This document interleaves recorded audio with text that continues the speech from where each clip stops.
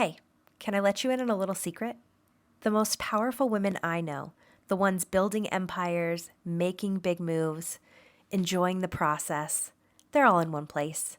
And you should be too. It's called Insider. We're talking exclusive content from 7 to 8 figure female founders and entrepreneurs, virtual and IRL events, masterclasses, premium video, and my personal favorite, the Pick My Brain series. So are you ready for more conversations just like this one? Join for as little as $6.99 a month at theknowinsider.com. Welcome to the High Achieving Female Podcast, powered by Know, where we believe high achieving female leaders deserve to be known. Here, you're going to get the tips, tools, and inspiration you need to network, grow, scale, and balance your business, career, and life.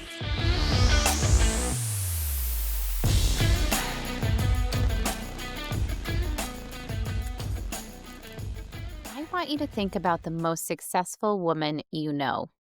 Maybe it's you. She's got the business, the family, the life that looks perfect on Instagram. On paper, she's absolutely crushing it. But here's what you don't see. She's awake at 3 a.m., mind racing through tomorrow's to-do list while mentally replaying every email she sent today, wondering if she came across as too pushy or maybe not confident enough. She's the first one in the office and the last one out, not because she has to be, but because slowing down feels dangerous. Like if she takes her foot off the gas for even a moment, everything might fall apart. I call this being fine on paper, but fried in real life. Does any of this sound familiar? My name is Justine Carino, and I'm a licensed psychotherapist who works with high-achieving women. I'm not here to give you another self-care checklist or tell you to just breathe more. I'm here because I've discovered something that changes everything about how we think about anxiety and success. I've sat with CEOs who make 7 figures but can't sleep without medication. I've worked with brilliant entrepreneurs who have panic attacks in bathroom stalls before important meetings. I've counseled mothers who built successful businesses but feel like they're failing at everything. These aren't broken women. These aren't weak women. These are some of the most capable, intelligent, driven people I know. And they're all carrying the same lie. That anxiety is just the price you pay for success. Let me be very clear. It's not. Your nervous system doesn't care about your achievements. The anxiety you're carrying, it's not what makes you good at what you do. It's not your competitive edge. It's not keeping you sharp. It's just what you've inherited, and you get to put it down. Let me tell you about the moment my body basically said, we need to talk. It was 2020. I had a newborn, a potty training toddler, and I was running therapy sessions while bouncing a crying baby. I thought I was handling it because that's what we do, right? We handle it. I was trying to be the calm, grounded therapist my clients needed, while also being the present mom my kids deserved, and also recording episodes for a top 3% podcast that I created. I was growing my practice, striving for income goals, and honestly, I thought I was handling it pretty well. Until my body disagreed. I developed Hashimoto's disease, an autoimmune condition where your body literally attacks itself. Sitting in that doctor's office, I had this realization. I wasn't just carrying my own stress. I was carrying generations of it. I grew up as the golden child, the achiever, 20 hours a week in a dance studio because when I won those competitions, I felt worthy. I watched my dad build a successful business and lose it all to alcoholism and drug addiction.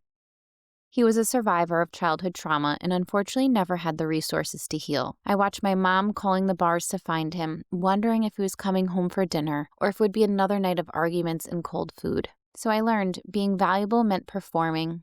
Safety meant being perfect. Your worth was tied to what you could accomplish without ever needing anything for yourself. I subconsciously thought if I stayed good, maybe we could all forget about the bad happening. But here's the thing about what I call emotional inheritance. It's not conscious. We don't wake up and decide, you know what, I'm going to carry my grandmother's anxiety about money and my mother's fear of disappointing people.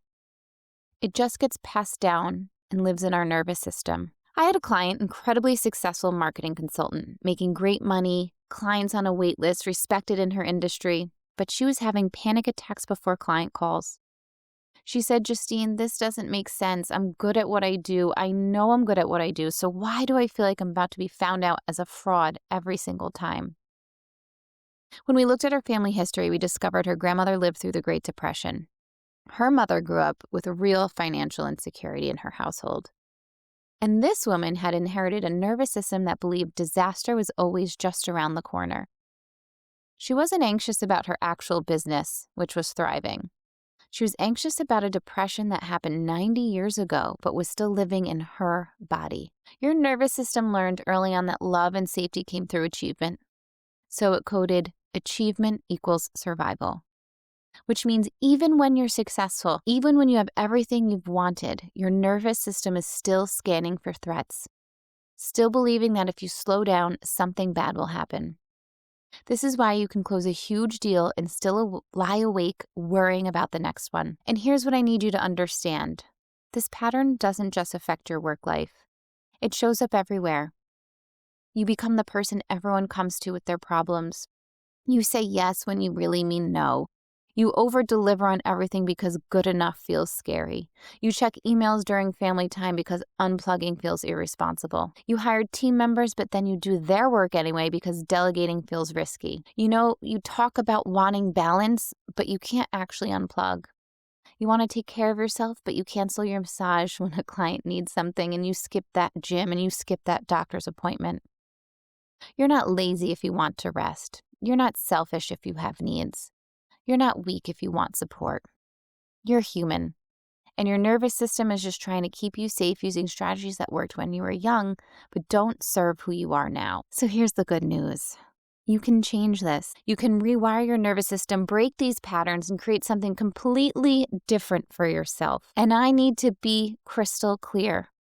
This isn't about becoming less ambitious. This is about becoming more effective, more present, more joyful. Because when you stop running on inherited anxiety, you don't achieve less. You achieve more with way less stress. There are 3 phases that I've created to help women with this. Phase 1 is seeing the pattern, understanding your family's emotional blueprint. What messages did you receive about success, money, rest, asking for help? That recognition is the beginning of your freedom. Phase 2, nervous system regulation, teaching your body that it's safe to rest, safe to be imperfect.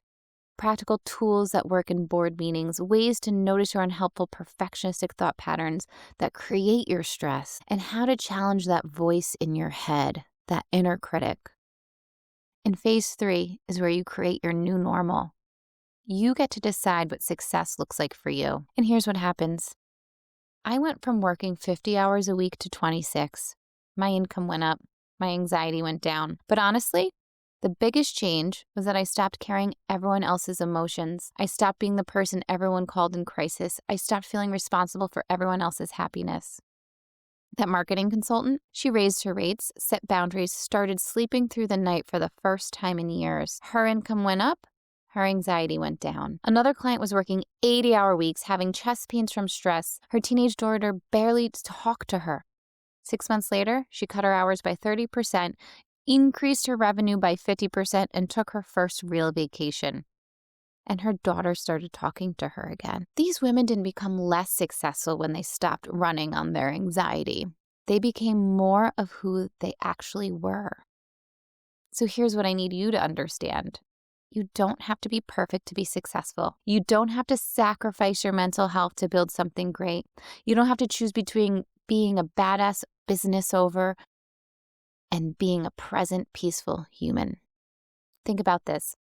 How much time are you spending managing anxiety that you could be spending actually growing your business? How much energy goes to worrying about the things that haven't happened yet? This idea that you'll take care of your mental health someday when things slow down, that's the inherited anxiety talking. Things don't slow down. You slow down now, while you're building, while you're succeeding. Women need to take care of their mental health while hustling, not after, not someday, now. Because the world doesn't need more women who look perfect on paper. The world needs women who are genuinely free. Women who know that success and peace can coexist, that you can be ambitious and also at ease, that you could build something incredible without breaking yourself in the process. My clients become what I call cycle breakers. They model for their children, for their teams, for everyone watching, what it looks like to be powerful without being depleted, successful without being stressed, ambitious without being anxious. They stop playing small. They stop saying yes when they mean no. They stop overgiving to earn love. And they start creating a new legacy. So I want you to ask yourself 3 questions. First, what did I learn about success from my family? Was it something you had to earn through perfect performance or something you deserved just because you existed? Second, what do I believe about rest, about asking for help, about having needs? Do those beliefs serve who I am today, or are they just rules designed to keep a child safe? Third, what would change in my life if I truly believed I was safe to be imperfect, if I knew my worth wasn't tied to what I accomplished? Because here's what I know. You can't heal what you can't see, and you can't change what you won't acknowledge. The women I work with aren't broken. They're brilliant, capable women who are ready to stop running on inherited fear and start leading from their own wisdom. The anxiety you're carrying, it's bigger than you. It's older than you. And it was never yours to carry. You can heal the generational anxiety. You can build the business and you can have the peace. The nervous system that got you here kept you safe, but is not going to get you where you want to go. The one you're about to create, that one changes everything, not just for you, but for everyone who gets to witness what's possible when a woman heals her emotional inheritance and steps into her full power. Thank you, everyone, for joining me in this conversation. My name is Justine Carino, licensed psychotherapist and coach for ambitious female entrepreneurs struggling with burnout, anxiety, and stress. You can find me on my website, justinecarino.com. My podcast is Thoughts from the Couch, and I'm also on Instagram at Thoughts from the Couch. Have a beautiful day.